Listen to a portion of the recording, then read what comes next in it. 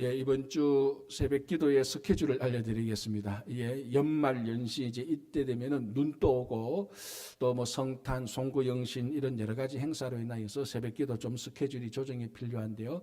이번 주에는 화, 수, 목 우리가 25일이 금요일 성탄절입니다. 그래서 본교회에서 성탄절 1부, 2부 예배가 있으니까 금요일 날은 새벽 기도를 하지 않고 그 다음 날까지도 새벽 기도를 하지 않겠습니다. 지난 주일날 광고드린 것처럼. 그러나 화, 수, 목 이번 주에는 3일 이렇게 새벽 기도하고 다음 주 화요일 날 다시 또 새벽 기도하겠습니다. 예, 오늘 이사야 63장입니다.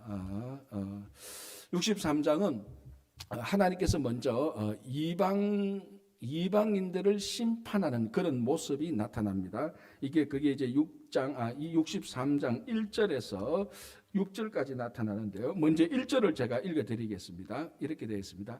에돔에서 오는이 누구며 붉은 옷을 입고 보스라에서 오는이 누구냐. 자, 에돔에서 나오는 사람이 있고 죄송합니다. 보스라에서 나오는 사람이 있는데 이 보스라는 에돔의 수도입니다. 그러니까 이게 사실은 같은 말의 반복이죠.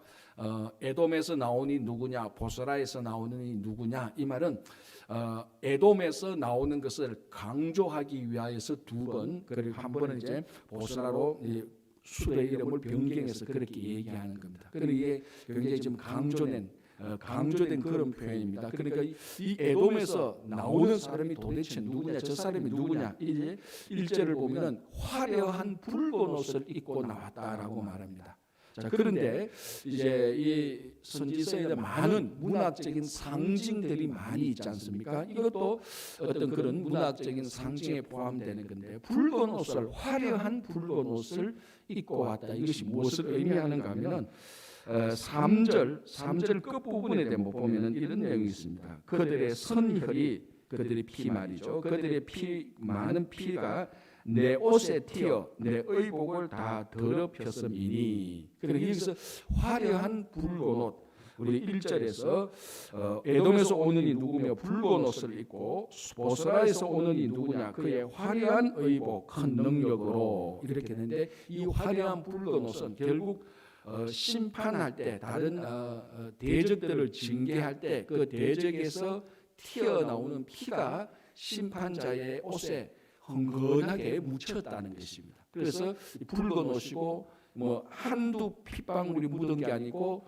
뭐 전체 다로 피로 그 피로 이제 덤벅이 되었다. 그래서 화려한 옷을 입고 오고 붉은 옷을 입고 왔다. 이렇게 말을 하고 있습니다. 한마디로 말하면은 한 사람이 에돔에서 나오는데 이렇게 보니까 피가 흘건한 옷을 입고 나오는 겁니다. 그럼 에돔에서 무엇을 했다는 말이죠?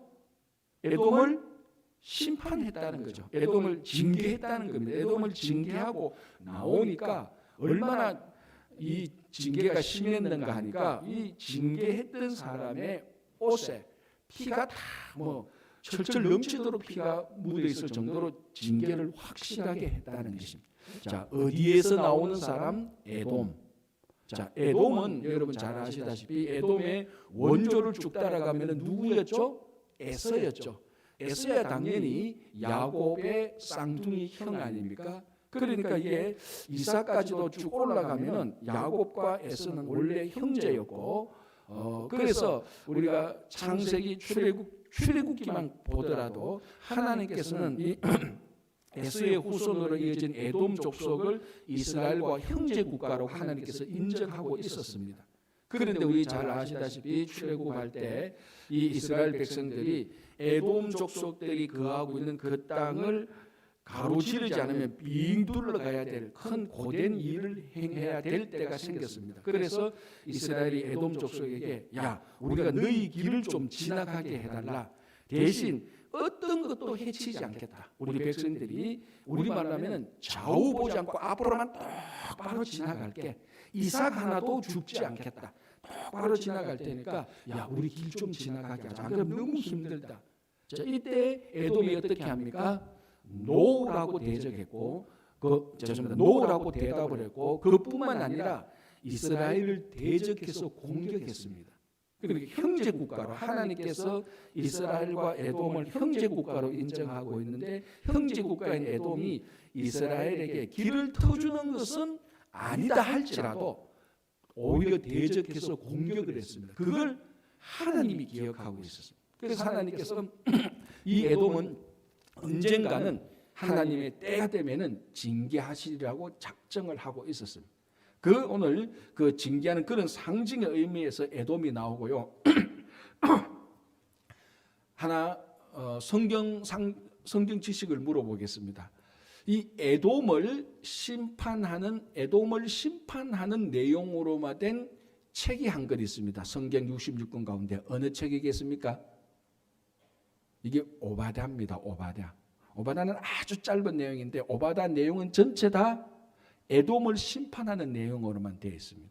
이제 거기에 읽어보면은 에돔이 이제 세일산에 거하고 있어서 그 세일산은 1000해의 요지를 가진 지역입니다. 그러니까 거기 올라가려면은 높은 산을 올라가야 되니까 이 에돔 족속이 그 세일산에 거하면서 우리를 공격할 자가 아무도 없다. 우리는 천하제일이다. 그렇게 교만했던 내용 때문에 징계를 당하고 또 하나는 바로 하나님께서 출애굽할 때 형제를 대적했던 그 일을 기억하면서 징계를 하는 겁니다. 그래서 그때 오바댜 선지자는 에돔 족속만 징계하는 하나님의 모습을 말씀하시는데 그 에돔을 징계하는 그 표시가 그 상징이 오늘 이사야서에도 나오는 겁니다. 근데 여기서 한 가지 특징은 이 에돔은 원래 역사적인 에돔을 말하기도 하지만은 이 에돔은 이방인의 대표로서 지금 나오는 겁니다. 그런데 한 가지 이제 질문이 생기죠. 얼마나 많은 이방 족속들이 있습니까? 블레셋, 아말렉, 모압, 이렇게 굉장히 많은 이방 족속이 있는데 그 이방 족속의 대표로 우리는 보통 이방인 그러면 구약에서 이방인 그러면 많이 들었던 바로 블레셋, 아말렉, 그런 사람들인데 에돔도 이방인은 맞는데 우리말로 하면은 좀 덜 이방인.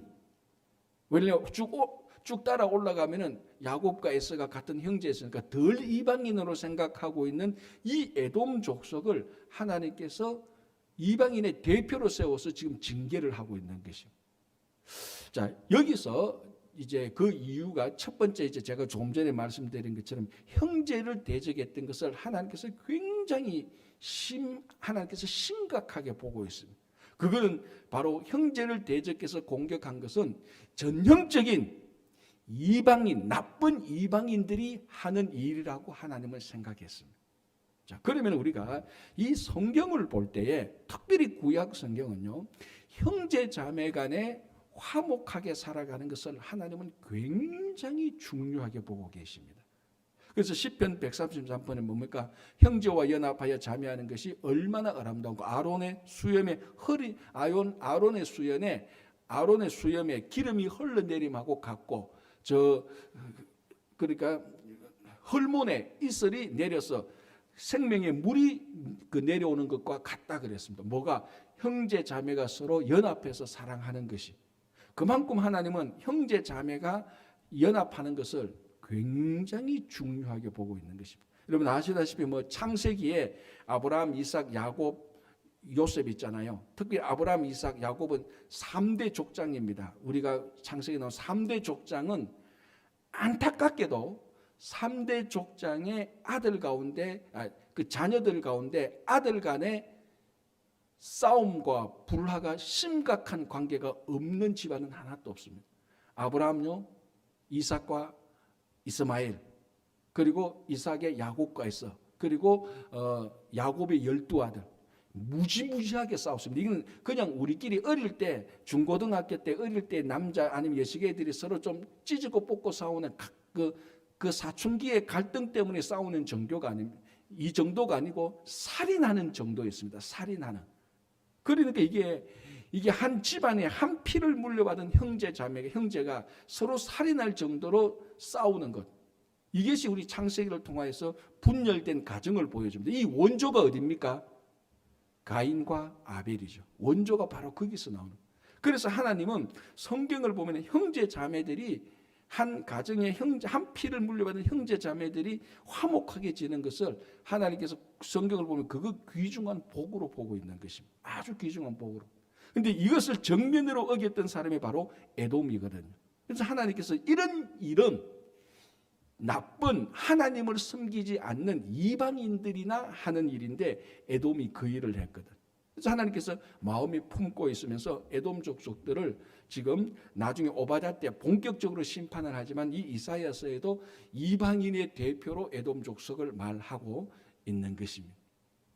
자, 여기서 이제 우리 또 한 가지 기억해야 될 것은 여기서 이방인의 대표로 에돔 족속이 나오는데 여기서 말하는 이방인, 심판 하나님에게 징계받아야 될 이방인으로서 에돔 족속은 인종적으로만 말하고 있는 게 아닙니다. 신앙적 이방인을 말하고 있는 것입니다. 우리가 구약 성경을 계속 지금 우리가 창세기부터 이사야까지 보고 있는데 이 쭉 봤을 때 항상 큰 흐름이 뭐였는가 하면은 이방인들이 굉장히 많이 나왔지 않습니까? 굉장히 많이 나오는데 단 한 번도 이 이방인이 인종이 다르기 때문에 하나님께서 전멸하라고 말한 적은 한 번도 없습니다. 전멸이나 심판할 때는 신앙의 이방인을 보고 말씀하시는 것입니다. 오늘도 여기서 에돔 족속이라고 말을 할 때 그럼 에돔 족속은 처음부터 끝까지 에돔 족속이 100만 명이 있으면 이 100만 명이 전부 다 이방인이라서 다 진멸하라. 그거 아닙니다. 그 가운데 신앙적으로 여호와를 섬기고 신앙적으로 하나님 섬기는 사람은 또 그 심판할 때 인종적 이방인이지만 신앙적으로 이방인이 할 때 그 사람을 하나님께서 건져내시는 겁니다. 그것을 우리가 성경을 통해서 많이 봤죠. 가장 대표적으로 라합과 룻을 우리가 본 것을 잊어서는 안 되는 겁니다. 그래서 오늘 여기서 에돔에서 오는 이 누구냐? 즉 에돔, 즉 신앙의 이방인. 이것은 그러니까 뭐 하나님을 인정하지 않고 하나님을 섬기지 않고 진짜 우리가 말하는 이방인들이 하는 그 부도덕하고 비양심적이고 우상 숭배적으로 하는 그런 사람들을 말하는 거예요. 그런 사람에서 하나님께서 그들을 징계하고 철저히 징계하고 그들을 치다 보니까 그들에서 나오는 피가 심판자에게 몸에 다 묻어가지고 나오는 사람이다. 그게 지금 63장 1절에서 말하고 있는 것입니다. 그래서 다시 읽어보면 에돔에서 오는 이 누구며 붉은 옷을 입고 보스라에서 오는 이 누구냐라고 말합니다. 그의 화려한 의복 큰 능력으로 걷는 이가 누구냐? 자, 누구냐 이 말은 문학적으로 더 강조하고 더 드러내기 위한 표현이죠. 몰라서 묻는 게 아니죠. 그죠? 자, 그다음에 그는 나이니 이제 하나님께서 그러니까 이사야 선지자가 질문을 하는 형식으로 해서 하나님께서 스스로 대답합니다. 에돔에서 나오는 이가 누구냐? 그는 나다. 하나님이 바로 내다라고 말을 하는 거죠. 그는 나이니 공의를 말하는 이요 구원하는 능력을 가진 이다. 그러니까 에돔 족속을 심판할 수 있었던 그 하나님은 도대체 무슨 근거로 에돔을 심판하느냐라고 말을 하면 그는 공의로 심판한다. 그리고 그는 구원을 하시는 분이다라고 말을 하고 있습니다. 자, 요게 이제 3절, 4절, 5절, 6절 보면은 요 근거에 의해서 하나님께서 행동하시는 내용이 나타나는 겁니다. 자, 2절 한번 더 읽어볼게요. 2절 읽어볼게요. 어찌하여 너의 의복이 붉으며 너의 옷이 포도즙 틀을 바른 자 같으냐. 그러니까 이게 굉장히 이미지가 어떻습니까? 굉장히 강렬하죠. 굉장히 의복이 왜 붉으냐? 그리고 포도즙 틀을 바른 자, 포도즙 틀을 바르면 그 포도즙 틀에 그 포도에서 나오는 그 사실은 정확히 말하면 붉은색이라고보다 진붉은색 포도물이 튈 때, 이게 굉장히 강렬하고 화려한 그런 이미지를 보여줍니다. 그만큼 철저히 심판을 했다는 겁니다. 신앙적 이방인들을요. 자, 이제 4절 보겠습니다. 이는 내 원수 갚는 날이 내 마음에 있고, 아까 제가 얼핏 얘기했죠. 하나님께서 에돔 족속이 형제를 대적했다는 것을 하나님께서 마음에 품고 있었습니다. 그래서 하나님의 때가 되면은 심판하는 그런 상황에서 원수 갚는 날이 내 마음에 있고 내가 구속할 어떤 한 해가 왔다라고 말을 합니다. 자, 여기서 우리가 알 수 있는 것은 원수 갚는 것은 하나님에게 달려 있다라는 것, 우리가 계속해서 알아왔던 것인데요.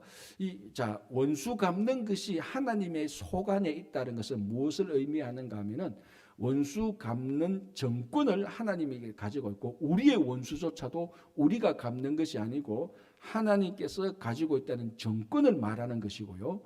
두 번째는 그 원수를 갚는 방법을 말하는 것입니다. 우리는 우리의 원수를 하나님께서 대신 갚아주는 건 좋은데 이런 식 말고 저렇게 원수를 갚아줬으면 좋겠다라는 우리 방법이 아닌 다른 방법으로 하나님께서 원수를 갚을 때 좀 서운해하거나 이런 것이 아니고 그 원수 갚는 방법조차도 우리의 방법이 아니고 하나님께서 갚아주는 그 방법에 순종하는 것, 그걸 원수 갚는 것을 하나님께서 맡긴다는 것이고요. 또 하나 세 번째는 뭔가 하면은 타이밍, 그 타이밍을 하나님께 맡기는 것입니다. 그래서 우리가 특별히 이제 시편을 보면은 하나님께서 우리를 대신해서 원수를 갚아주는 그런 내용들이 많이 있고 그것을 기도하는 내용들이 많이 있습니다. 하나님 저 대적들을 어떻게 그냥 두십니까? 심판자 되시는 하나님께서 우리의 원수를 갚아주옵소서. 뭐 이런 내용들이 많이 있지 않습니까? 거기에 원수를 대신 갚아주옵소서라는 말은 다시 정리하면 세 가지입니다. 이 원수 갚는 정권을 하나님께서 맡기신 하나님의 주체가 되어달라. 또 두 번째는 하나님께서 주체가 되었으니까 하나님의 방법으로 원수를 하나님의 방법으로 원수를 갚아주십시오. 두 번째, 세 번째는 하나님께서 정하신 때에 하나님의 타이밍, 하나님의 스케줄에 따라서 원수를 갚아주십시오. 이런 의미가 담겨져 있는 겁니다. 근데 이게 쉽지 않습니다. 철전지 내 원수인데 저 사람들이 저 원수들이 자꾸 더 잘 되고 있단 말이죠. 그러면은 어디에 갈등이 생깁니까? 타이밍에 갈등이 생깁니다. 하나님께서 저 대적들이 더 잘 되기 전에 빨리 와서 쳐줬으면 좋겠는데 하나님은 가만히 보고 계신단 말이죠. 그때 우리가 갈등이 생기는 거죠. 하나님 저 원수들을 갚습니까? 안 갚습니까?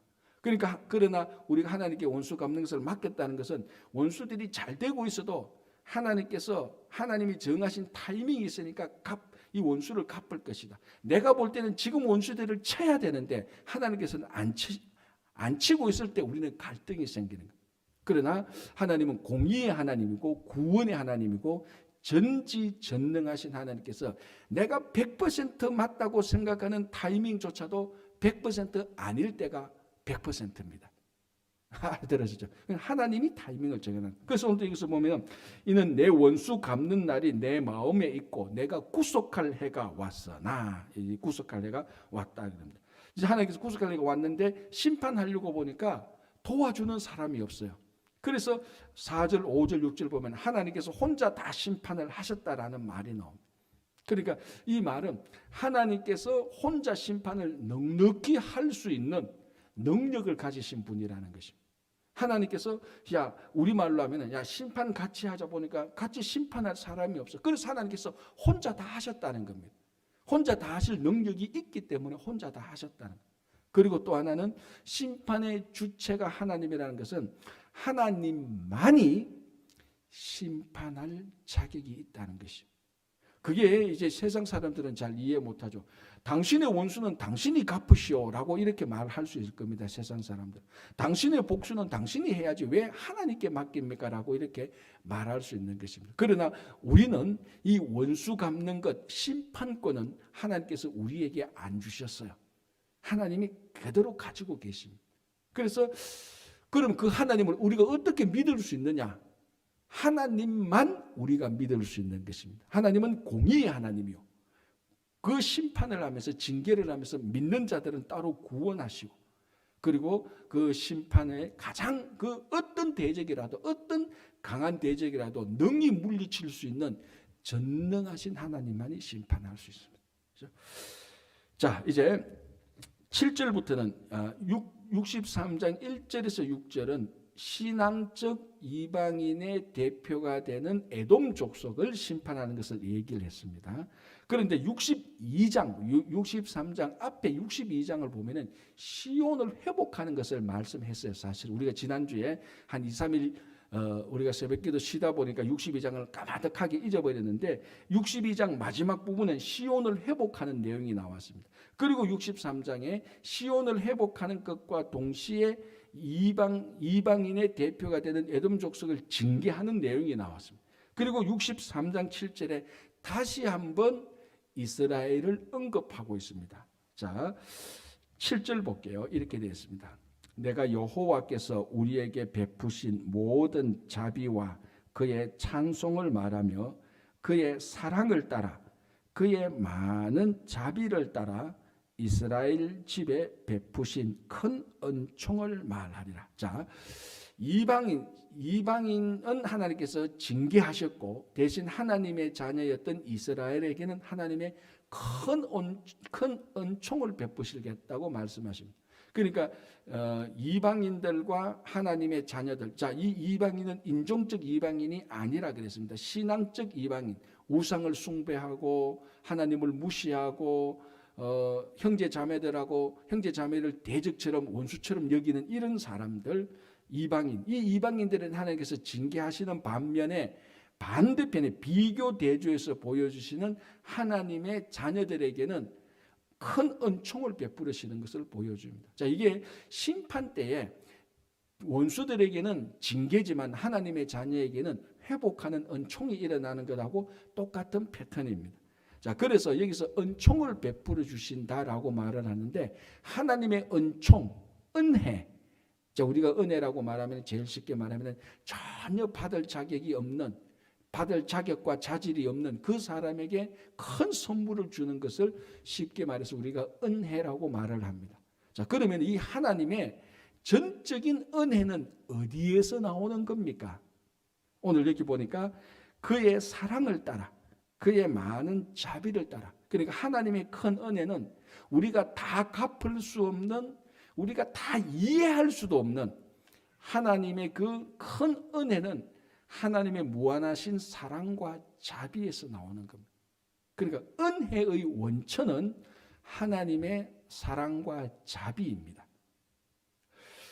자, 그러면 하나님의 사랑과 자비는 어디에서 나오는 겁니까? 이제 우리가 또 질문이 이렇게 생기잖아요. 그거는 어디에서 나오는 게 아니고 하나님이시기 때문에 하나님 스스로에서 나오는 겁니다. 그래서 우리 사랑의 사도라고 말하는 요한은 God is 뭐라고 말합니까? 영어로 말하니까 모르시는구나. 하나님은 그렇죠. 하나님은 사랑이시라고 말합니다. 그러니까 자, 우리가 좀 정리를 해보면 하나님의 무한하신 은혜는 하나님의 사랑에서 나오는 겁니다. 그럼 또 다시 그럼 하나님의 사랑은 어디에서 나옵니까? 라고 물으면 나오긴 뭐 나와? 하나님 자체가 사랑인데 그럼 하나님은 어디에서 나옵니까? 하나님은 스스로 있는 자라는 거예요. 스스로 있는 그 하나님 자체가 사랑입니다. 이 사랑에서 하나님의 은혜가 나오고 이 은혜로 말미암아 우리가 구원을 얻는 것입니다. 그래서 우리 사도 바울이 로마서 8장에서 하나님의 사랑을 사망이나 기쁨이나 칼이나 환난이나 핍박이나 그 어떤 것도 하나님의 사랑에서 우리를 끊어낼 수 있다 없다? 없다라고 말합니다. 왜? 하나님의 사랑에서 우리를 끊어낸다는 것은 하나님 자체를 진멸시키는 것하고 마찬가지입니다. 하나님은 스스로 있는 분이고 전지전능하니까 그 어떤 것도 진멸시킬 수가 없습니다. 그러니까 하나님은 사랑이고 사랑에서 은혜가 나오는 겁니다. 그래서 이스라엘 백성들이 그 하나님의 사랑에서 나오는 은총으로 말미암아 자기들은 하나님의 보호를 받고 구원을 받게 되는 겁니다. 그러면은 자, 로마서식으로 질문을 한번 해보겠습니다. 바울식으로. 이스라엘 백성들이 다른 백성들보다 구원받고 하나님으로부터 보호받고 하는 그 심판 때에 이방인들이 징계받을 때 이스라엘 백성들은 보호받는데 자기들이 자랑할 게 있습니까? 없습니까? 절대 없지요. 그게 로마서에서 바울이 말하는 겁니다. 왜? 이 이스라엘 백성들이 보호받고 은혜 받는 것은 하나님의 전적인 사랑에서 나오는 것이 자기들이 뭐 잘나서 은혜를 받는 게 아니지 않습니까? 자기들이 잘나서 은혜를 받는다면 그건 은혜가 아니죠. 보상이죠. 보상. 그래서 기독교를 우리는 은혜의 종교라는 것을 여전히 제대로 잘 기억하고 잘 이해하지 못할 때가 굉장히 많습니다. 우리는 여전히 기독교를 보상의 종교로 참 많이 생각하고 있어요. 그게 로마서에서 전체적으로 바울이 말하는 핵심입니다. 하나님의 은혜는 보상하는 게 아니다. 하나님의 은혜는 거저 주는 거다라는 것이. 요게 내한테 적용될 때는 쉽게 이해해요. 근데 요게 내가 미운 사람한테 적용될 때 이해가 안 되는 거야. 미운 사람한테 하나님께서 그저 공짜로 하나님의 사랑으로서 공짜로 은혜를 줄 때 우리가 이해가 안 되죠. 그때는 보상을 늘 말하는 겁니다. 하나님, 저 사람이 저렇게 나쁜 거 했는데 왜 심판을 안 합니까? 그런 마음이 우리한테 생겨요. 그런데 그런 마음이 우리가 우리한테는 안 생겨요. 하나님 은혜의 하나님 아닙니까? 자기 나쁜 것은 싹 빼고 하나님 은혜로 주십시오. 만약에 다른 사람한테 하는 질문을 자기한테 질문하면은 끔찍한 어떤 마음의 상처를 받게 될 거죠. 자, 어쨌든 중요한 것은 하나님의 은혜는 하나님의 사랑과 자비에서 나오고, 하나님의 사랑은 어디에서 나오냐? 하나님 그 자체에서 나오고, 하나님 그 자체는 뭐냐? 스스로 있는 자라는 것입니다. 자, 이렇게 해서 이제 8절, 9절, 10절, 11절, 12절, 13절, 14절 말을 막 얽히고 설켜서 하는데요. 핵심은 요겁니다. 하나님의 전적인 은혜로 이스라엘 백성들을 하나님의 사랑으로 전적인 은혜로 이스라엘 백성들을 구원해 주셨습니다. 그런데 이 이스라엘 백성들은 심리적으로 이방인들하고 다르지 않습니다. 본성은 똑같습니다. 여전히 악합니다. 그래서 하나님의 은혜를 배신합니다. 그래서 여기 보십시오. 10절 보시기 바랍니다. 그들이 반역하여, 이 그들은 이스라엘이거든요. 이스라엘이 반역하여 주의 성령을 근심하게 하였으므로 그가 돌이켜, 하나님이 돌이켜 그들의 대적이 되사 친히 그들을 치셨으니. 하나님이 무한한 사랑으로 은혜를 베풀어 줬는데 이스라엘 백성들이 배신하고 하나님을 반역해 버립니다. 그게 이제 뭐 우상을 섬기고 안식일을 지키지 않고 산당을 이제 세우고 형제 자매를 핍박하고 공의를 행하지 않고 이런 모든 일들, 나중에 유다 말기 때에 여호야김 막 이때 시드기야 이때 행하는 그런 행위들을 말하는 겁니다. 반역했을 때 하나님께서 스스로 이스라엘의 대적자가 됩니다. 이방인의 대적자가 되는 것처럼 대적자가 돼서 그들을 칩니다. 자, 여기에서도 무엇이 나오는가 하면은 인종적으로 인종의 기준이 되어서 하나님은 이스라엘을 보호하거나 치거나 이방인을 보호하거나 치지 않습니다. 하나님은 한 번도 인종 자체를 기준으로 미워하거나 사랑하지는 않습니다. 하나님의 자녀로 된 그 삶을 보는 거죠. 그래서 어쨌거나 유다 말기 때 이스라엘이 정말로 온갖 반역을 다 했을 때 하나님께서 반역된 행위를 보고 하나님께서 스스로 그들을 칩니다. 그게 바벨론 포로가 되는 거죠. 그때에 이스라엘은 이제 여기서 보면은 11절부터 자기들이 잘못해서 하나님으로부터 징계를 받고 바벨론 포로가 되어 있으면서 뭐라고 말하는가 하면은, 쉽게 말하면은 출애굽 때 이스라엘을 구원하신 하나님이 어디 계시냐? 이제 홍해에서 우리를 구원해 주신 하나님이 어디 계시냐? 이렇게 이제 질문을 하는 겁니다. 그리고 이게 얼마나 아이러니한가? 하나님의 사랑을 반역했다가 하나님으로부터 심하게 징계를 받고 하는 말이, 사랑의 하나님은 어디 계십니까?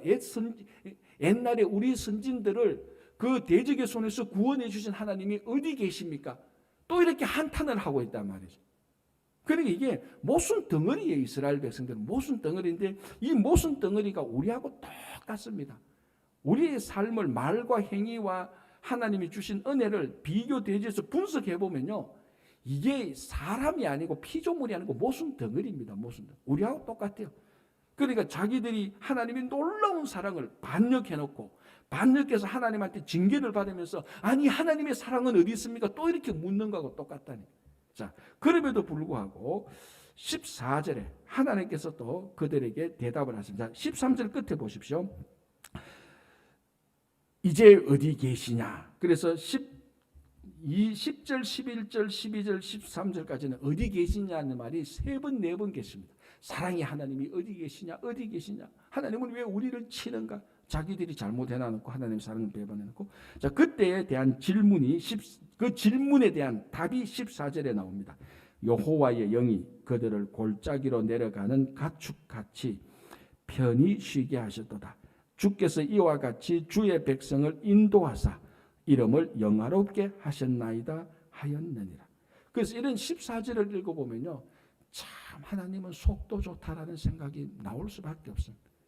저 말도 안 되는 인간들, 이스라엘 백성들, 하나님의 무한한 사랑을 반역하고 반역했다가 징계받으면서 하나님의 사랑은 어디 있냐 이렇게 말해도 하나님은 또 멀쩡하게 14절에 내가 너희들을 인도하신다라고 이렇게 또 대답을 해주세요. 그래서 이 내용을 보면은 14절 읽어보면은 하나님 뭐 그럽니까? 그냥 이런 택도 없는 질문에는 대답도 하지 마셔. 이런 마음이 생겨요. 그래도 또 하나님은 그래 너희들 하나님의 사랑이 여기 있다. 내가 너희들을 인도하신다라고 그렇게 또 대답을 해주시는 겁니다. 왜 그렇습니까? 하나님 스스로가 사랑이기 때문에 그렇습니다. 그렇죠? 자, 이제 그래서 15절, 63장 15절부터 64장 끝까지는 이스라엘 백성들이 그런 상황에 직면했을 때, 자기들의 모순적인 상황에 직면했을 때 하나님께 드리는 기도입니다. 그게 63장 15절에서 64장까지인데요. 요걸 또 약간 구분해 보면은 63장 15절에서 19절까지는 자기들의 삶을 한탄하는 그런 내용들이 주를 이루고 있습니다. 그래서 오늘은 요것만 간단하게 한번 보겠습니다. 이렇게 하나님에게 한탄하는 기도를 하면서 특징적인 것은 16절 보시기 바랍니다. 주는 우리 아버지시라. 또 이러면서 하나님은 자기 아버지라고 또 고백을 해요. 이게 뭔가 하면은 뺄 수 없는, 흔들 수 없는, 부서질 수 없는 아버지와 자녀들 간의 관계입니다. 자, 여러분 부모와 자녀 간의 관계는 행정적으로 호적에서 빼도 법적으로 행정적으로는 자녀가 아니게 될 수 있지만은 그렇다고 해서 그 자녀가 진짜 그 부모의 자녀가 아닙니까?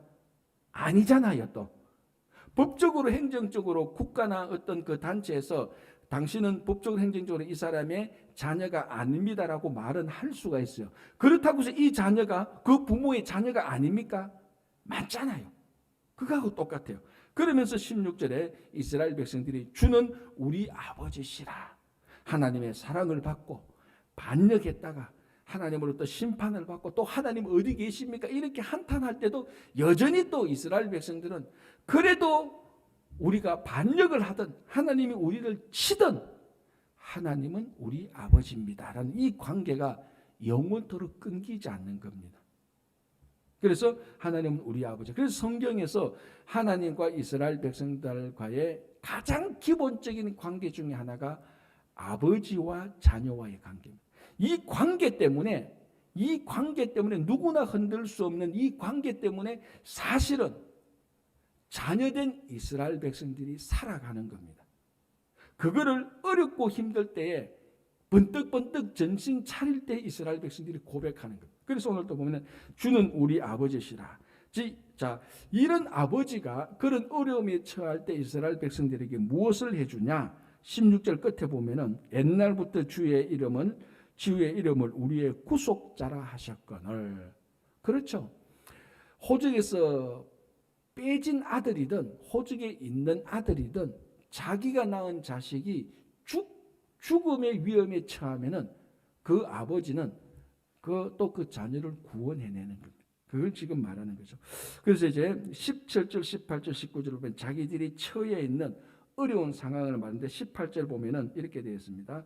주의 거룩한 백성이 땅을 차지한 지 오래지 아니하여서 우리의 원수가 주의 성소를 유린하였사오니 이 바벨론 포로 사건을 말하는 거죠. 그리고 19절 우리는 주의 다스림을 받지 못하는 자 같으면 주의 이름으로 일컬음을 받지 못하는 자같이 되었다. 즉 바벨론 포로 되어 가서 하나님의 자녀다라는 그런 일컬음을 받지 못하는 노예 생활을 하게 되었다라고 신세 한탄을 하는데 마지막 한번 보세요. 17절 끝부분에 원하건대 주의 종들 곧 주의 기업인 지파들을 위하사 돌아오시옵소서. 이게 요 한탄 기도의 핵심입니다. 하나님께서 우리가 잘못해서 우리가 하나님의 사랑을 배반해서 우리가 하나님의 반역자가 되었지만 이 상황, 그 반역자가 돼서 징계받는 상황, 바벨론 포로 상황, 여기에서 우리가 살아날 수 있는 방법은 우리의 아버지 되시고 우리의 구속자 되신 하나님께서 우리를 위하여서 돌아오시옵소서. 그걸 말하고 있습니다. 자, 여러분 누가복음 15장에 돌아온 탕자 비유인데 돌아온 탕자가 집에 돌아올 수 있었던 이유가 뭡니까? 둘째 아들이 내가 이렇게는 안 되거든. 아버지 집에 돌아가야 되겠다. 그것 때문에 돌아옵니까? 아니죠. 뭡니까? 아버지가 집문을 열어놨기 때문에 그런 거예요. 그렇기 때문에 돌아올 수 있다는 거예요. 지 아무리 돌아와도 아버지가 집문을 안 열어놓으면 못 들어오는 겁니다. 그러니까 늘 회개와 회복의 우선권은 사람이 반성하고 회개하는 것이 아니고 그 전에 하나님께서 문을 열어놔야 되는 겁니다. 하나님이 우선권에 있는 거예요. 그래서 지금 그거를 말하는 겁니다. 주님께서 돌아오시옵소서. 주님 우리를 위해서 문을 열어주십시오. 그래 기도를 하는 겁니다. 그런데 감사한 것은 예수 그리스도를 통하여서 하나님께 나가는 문은 언제든지 열려 있습니다. 그래서 우리가 예수님의 이름으로 기도하면 언제든지 예수님의 이름으로 열린 하나님께로 돌아갈 수 있는, 이게 은혜 중에 은혜입니다. 오늘도 여러분 이 시간에 기도하며 말씀을 하며 찬양할 때 예수 그리스도를 통한 하나님께 열린 문으로 하나님을 만나시기 바랍니다. 기도하겠습니다. 주님 감사합니다. 오늘도 우리와 함께 해주시고 이 연말연시 올 한 해 잘 마무리할 수 있도록 도와주시고 또 성탄절에 이날 우리를 구원하러 오신 아기 예수님을 만나고 경험할 수 있도록 도와주시고 오늘도 이 아침에 이 한 해를 보내는 마지막 자락에서 하나님께 간절히 기도하는 모든 기도를 들어서 응답해 주시옵소서. 주님 특별히 우리 가운데 김영환 장로님 주님께서 끝까지 치유하여 주시고 아버지 하나님 또 여러 가지 재정과 건강과 가정과 일터에 어려움과 힘든 것을 가지고 주님 앞에 기도하는 모든 심령들의 기도를 들어서 응답해 주시옵소서. 그리고 새롭게 선출된 우리 귀한 일꾼들이 주님의 일을 잘 감당할 수 있도록 도와주시옵소서. 감사하오며 예수님 이름으로 기도합니다. 아멘.